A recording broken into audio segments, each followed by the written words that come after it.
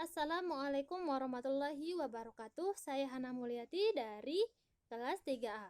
Ingin mempresentasikan tentang sistem trakea. Pertukaran gas pada serangga terjadi melalui serangkaian tabung yang disebut dengan trakea, yang bercabang secara dikotomis menghasilkan tabung yang semakin halus yang disebut dengan trakeolus. Trakea terhubung langsung ke lingkungan melalui lubang di kutikula serangga yang disebut dengan spirakel.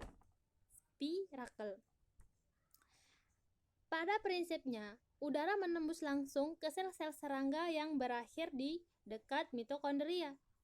Pengaturan ini membuat sistem pernapasan tidak bergantung pada sistem peredaran darah.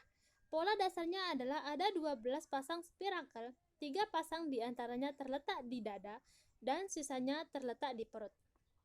Umumnya, semua trakea saling berhubungan satu sama lain, yang memungkinkan terjadinya satu kesatuan aliran udara ke seluruh tubuh hewan tersebut.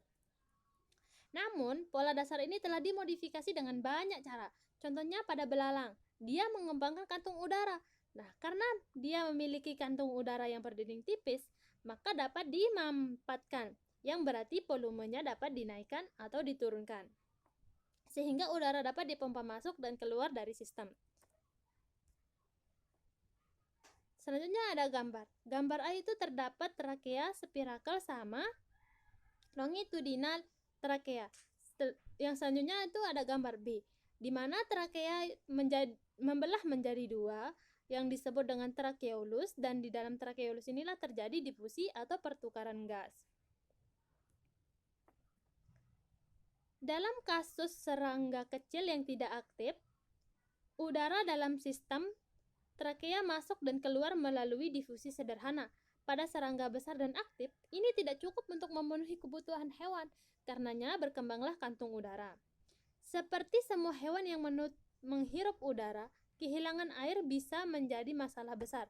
Serangga telah mengatasi hal ini dengan cara baru yang dikenal sebagai respirasi terputus, yang terus-menerus atau siklik. Dengan ini O2 atau oksigen diambil pada tingkat yang kurang atau lebih ke tingkat yang berguna secara terus-menerus. Tetapi karbon dioksida dilepaskan dalam semburan periodik.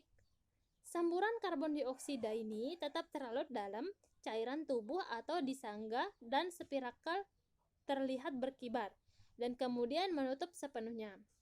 Selama kepakan tekanan di dalam sistem trakea menjadi subatmosfer, sehingga memastikan pergerakan udara ke dalam trakea dan mencegah udara meninggalkan serangga. Setelah berkibar, spirakel menutup sepenuhnya dan oksigen dari udara di dalam sistem trakea tertutup dan dikonsumsi. Artinya, pengaturan ini memungkinkan pertukaran gas dan metabolisme terus berlanjut dan membatasi hilangnya air yang berpotensi berbahaya bagi spirakel. Dan ini tidak akan dibiarkan terbuka secara permanen. Sekian dari presentasi saya. Wassalamualaikum warahmatullahi wabarakatuh.